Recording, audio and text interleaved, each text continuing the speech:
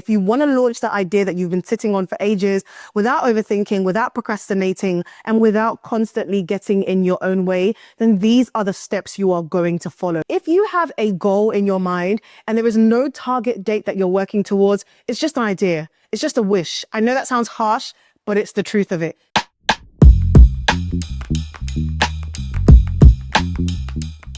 Hey guys, welcome back to my YouTube channel, Love Marbie, where we talk about all things home, heart, and hosting. I'm Michelle Marbie Davies, and if you are new here, just imagine if Oprah and Martha Stewart had a baby. I would basically be the end result because I love rich, deep conversations, but I also love hosting, entertaining, and gathering people and elevating my home. And that's what we cover on this channel. Today, we are tapping into the Oprah side of things and we are having a heart conversation, okay? If you are in a position where you want to launch an idea, you've been thinking about how to do it, but you just can't seem to get out of your own way, this is for you, okay? If you want to launch that idea that you've been sitting on for ages without overthinking, without procrastinating, and without constantly getting in your own way, then these are the steps you are going to follow. Sometimes once you have the playbook, you can apply it to anything. For me, it was starting up content creation and podcasting, and at the time sharing recipes because I wanted to bring food and conversation together. But I thought about doing it for 6 years. I had the idea for Marbie's Kitchen for 6 years and I just couldn't bring myself to do it. So if you are in the same boat in any capacity, or you're just in a bit of a rut and you need something to help you get started again, this is for you. First thing that you're going to do that's going to help you start anything is to set a date. For so many of us, we have goals, we have visions, but we have no date. If you have a goal in your mind and there is no target date that you're working towards, it's just an idea. It's just a wish. I know that sounds harsh, but it's the truth of it. Set a date, even if you don't feel ready. What you're going to do is set the date, and then you're going to use that to allow you to reverse engineer. But if you keep saying someday, someday is no day, someday is never going to come. You have to set a date. And sometimes life happens and you might need to move that date. I'm not encouraging you to do so, but set a date and share it with someone. It will give you something to actually work towards. And as much as I want you to be realistic with setting the date, I don't want you to give yourself too much of a runway. Sometimes when you give yourself till the end of next year or till 2027 or whatever it is when you're watching this video, you can allow yourself to just keep procrastinating. But sometimes set a date and know that what you're launching is the first version. And we're going to cover that in another point. But sometimes it's just the first version of the thing. And then once you've launched, you can keep building different iterations. Now, the next thing you're going to do is allow yourself to reverse engineer. Start to reverse engineer and break down what you need to do to get to that launch date into bite-sized actions. I feel like one of the things that trips people up when it comes to launching or starting or doing anything, even if it's not a project that you're launching into the world, even if it's a personal project, a personal goal you have for yourself that's not going to be publicized, if you do not break it down into the smallest chunks possible, it will always be this big insurmountable thing. But even when you're going to eat an elephant, or even when you're going to eat, a big piece of chicken or a massive meal, you do it one bite at a time. And that's the way you're going to have to start thinking about your goals. When it comes to launching a website, for example, what do you need to do? Think about the smallest possible actions. Don't just have the goal of, oh, I want to launch the website. No, break it down. Buy the domain name. What do you need to do? If you're unsure of the tasks that are required to get to the goal, Google it. You have ChatGPT now. What do I need to do in order to launch a website? I would encourage you to still use your critical thinking skills, but sometimes you might need a bit of help from Google and AI. Break that goal down into bite-sized chunks. Think of it the way you would eat a massive cake. You would not put the whole cake in your mouth all at once, okay? Shout out Bruce, go Brucey. You're gonna have to eat that cake one forkful at a time, okay? Break those goals, that goal, that big dream that you have, down into the smallest chunks possible. And that's all you're doing. You're reverse engineering. You're saying, my goal is to get from here to America. How do I do that? First, I need to go on the website, research plane ticket. I need to buy my plane ticket. I need to get a visa if I need it. I need to pack. I need to let my bosses know, or my friends or family know. There's always steps that will lead you to the bigger goal, but it will feel insurmountable if you don't break those goals down into bite-sized chunks. So you set a date, you reverse engineer and say, what do I need to do from now that will get me to where I'm going? Or what would readiness look like? It's not just about having, oh, I want to do XYZ. How are you going to do XYZ? We've all heard about SMART goals. And that's essentially what you're doing. You're breaking it down into measurable chunks. Okay, so set a date and then reverse engineer with bite-sized actions. The next thing you are going to do is get yourself some support. Get accountable to the right people. Emphasis on the right people. You are not going to get accountability partners who also have no discipline and no follow through. Maybe sometimes all of you are trying to get discipline and follow through together. That can work sometimes, but know that there's a likelihood that all of you are just going to keep giving each other grace, right? And even if you're going to get an accountability partner, let's say for a goal that you have, make sure that you are making yourself accountable to someone who will actually have the balls to check in and see, like, have you done what you said you were going to do? Is there follow through in terms of what you said you were going to do? And also make sure they're not someone who is constantly just going to give you a free pass. Oh, okay, babe, you had a hard day. Oh, okay, babe, you had a hard week. Like, there's always going to be a hard thing. There's always going to be a difficulty. There's always going to be an obstacle. But it's about figuring out, okay, I can't do 10%. What's the 1% version of the task that's set for me this week that I can do, right? So you're going to have to get yourself accountable to the right people, and also do your part in terms of that whole accountability partner role, right? You want to make sure that if you said you want someone to hold you accountable, when they try to check in and say, have you done what you said you were going to do? You actually don't give them a hard time, right? And then on top of that, you also want to make sure that you are telling them what it is that they need to hold you accountable to, right? It's not that every week they are the ones chasing you to say, okay, so what are the goals this week? You have to put in some effort. You have to put in some initiative and make sure you are being held accountable and helping those people to hold you accountable to the task and the goals that you have in mind. Remember, it's your responsibility and all they are doing is holding you accountable, but the goal is your responsibility. The next thing that I want you to do that has worked wonders for me is to be stubborn about the goal, but flexible with the method. Be stubborn about the goal and take that with a pinch of salt, because sometimes you also do have permission to change the goal if you experiment and you try and you see that after much effort. I always say at least 90 days, and even that 90 days is short. But you can't be trying for 1 week and feeling challenged and then deciding that, oh, this is not for me. But if after some time you try, you explore something and you're like, actually, what I thought this thing was going to be in terms of the satisfaction that it brings, it just isn't it, then you have permission to change your mind. But I would say generally be stubborn about the goal, but flexible about the method. For so many of us, we think the only way to do a certain thing is what we've seen done already. We're like, okay, I have to start a podcast to do X, Y, Z, right? But then maybe instead of a podcast, it's just you switching on the camera and talking to YouTube. It's not a podcast. So you have the same goal of building a personal brand around being a thought leader, but maybe the method to getting there requires a bit of flexibility. So I feel like sometimes you have to be stubborn about the goal, stubborn about the end result, whatever that is, but be flexible about the method to getting there. Now, the flip side of that, like I mentioned, is that sometimes you need to know when you need to pivot. So similar to what I mentioned about maybe you've tried this goal, you've tried this thing, you've explored for a while, you've committed to it, and you've figured out, actually, this isn't what I want.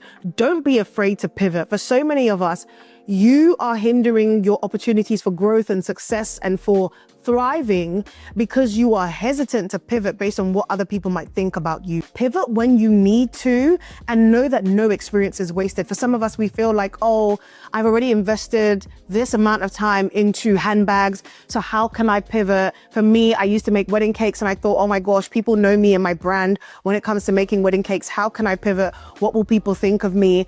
And eventually I had to come to realize, like, it's no one else's life but mine. And at any point I can choose to pivot. And the most important thing to remember is that no experience is wasted if you don't allow it to be. For so many of us, there's nervousness around, oh my gosh, I've already invested this much time. It's wasted time, it's wasted effort, but it's not. The experience that you get from working in the banking industry can be applied to what it is that you want to do when it comes to your goals around content creation or your goals around e-commerce or whatever it is, right? There's always transferable skills. That's why it's called transferable skills. Sometimes you work in one industry and people want to employ you in another. And it's like, oh, we know that your skills of negotiation works well in that area.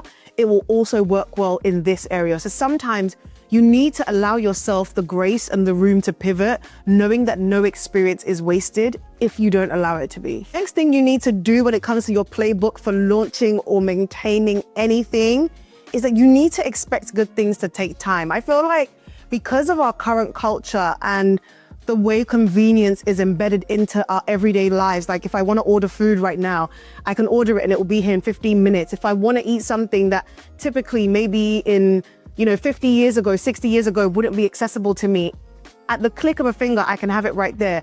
If I want to have a meal maybe and I don't want to cook, I can microwave something and have a meal that probably tastes pretty good, right? So our concept when it comes to time and the amount of effort required to do something is often warped. Like I feel like even just in terms of communication, like you're not writing letters that have to be delivered, by ship or by boat, right? It's not a telegram. You literally can send a text, send an email, FaceTime someone. Convenience is embedded into every single area of our lives. And it makes us sometimes think that it should be the same with our goals and with our dreams and projects and things that we want to do.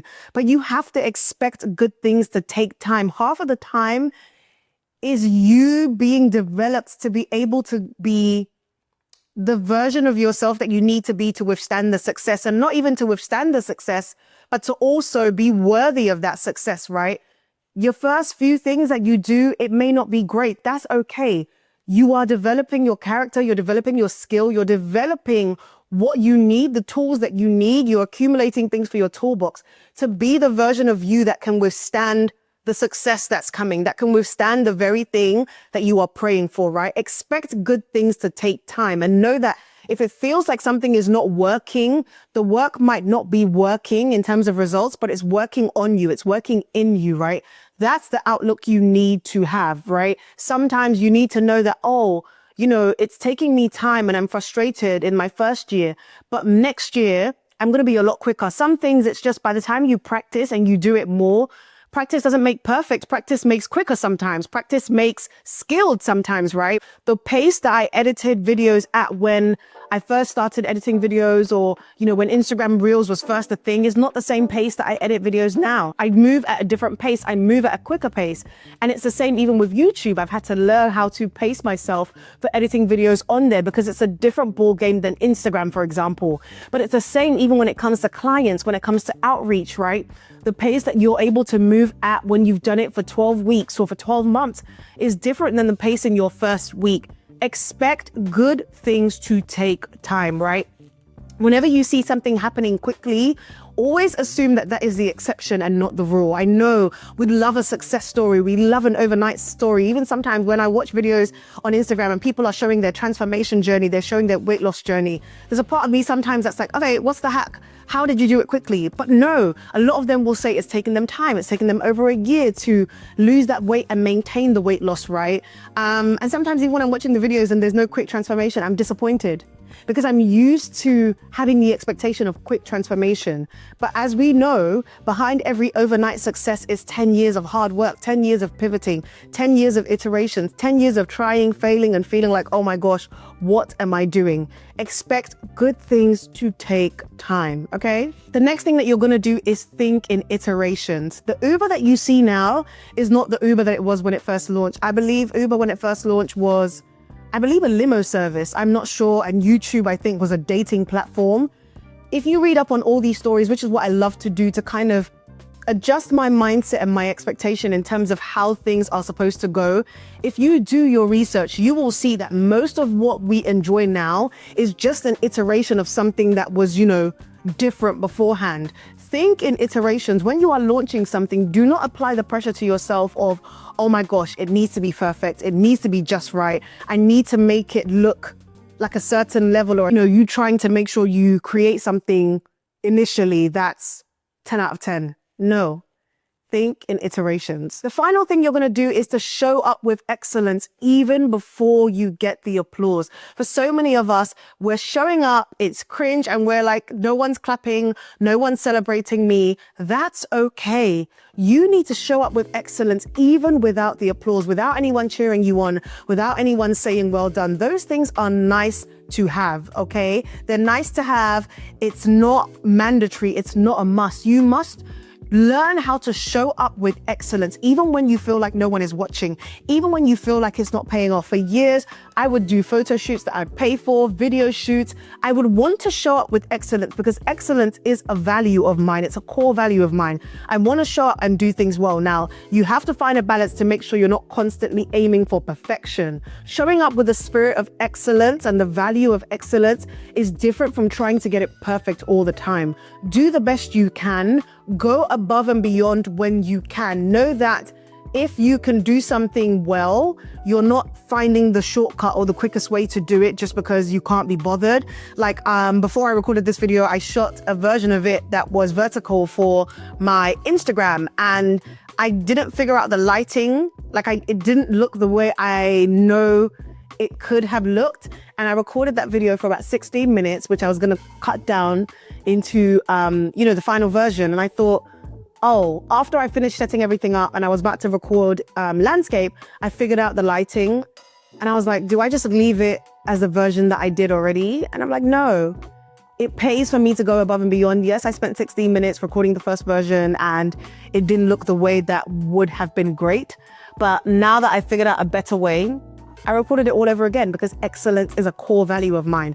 Even if that video doesn't perform the way I would like it to, or if I don't feel like the statistics, or if I don't feel like the stats, reflect the amount of effort I put in, I still know that I showed up with excellence, even when it would have been easier not to.